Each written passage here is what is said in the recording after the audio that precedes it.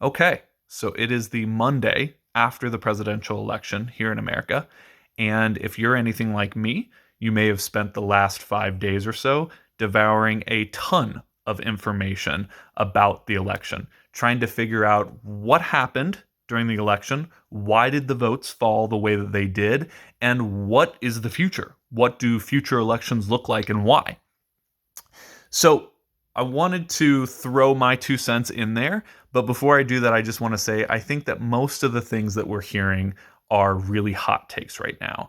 We need to wait for the voting data to figure out exactly why voters voted the way that they did before we can piece this whole puzzle together.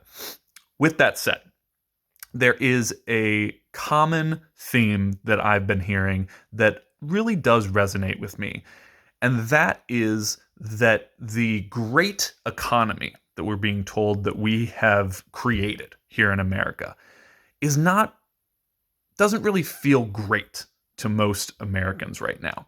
And we're being told that that's because of the cost of eggs. Maybe it's the price at the pump. I think it's way more than that.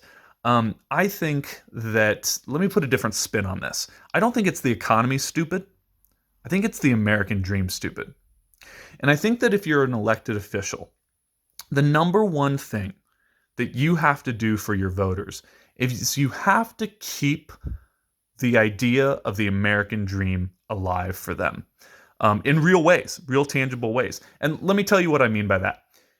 The American dream, of course, is an amorphous kind of a thing, right? It means something different to every single person. It means something different to every single decade, depending upon when you're asking the question of what is the American dream. But the essence, I think, of what the American dream is I can look out at my country at this moment and I can say that I think I have a good chance to have a better life, a better quality of life than my parents did, and that I have a good chance to pass along a better quality of life to my kids than I have.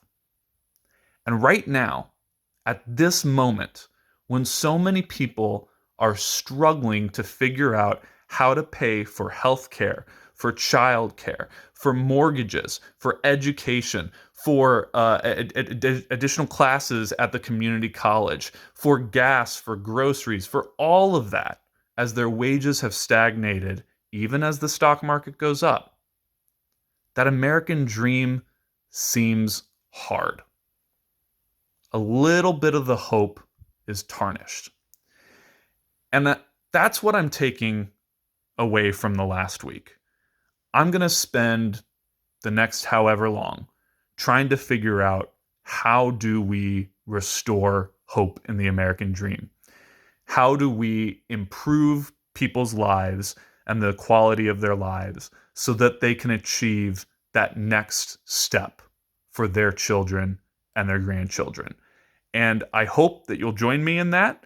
I hope that we will do it together as one nation, and not divided against one another. So that's my hot take for what it's worth. I hope you have a wonderful week, and we'll see you soon.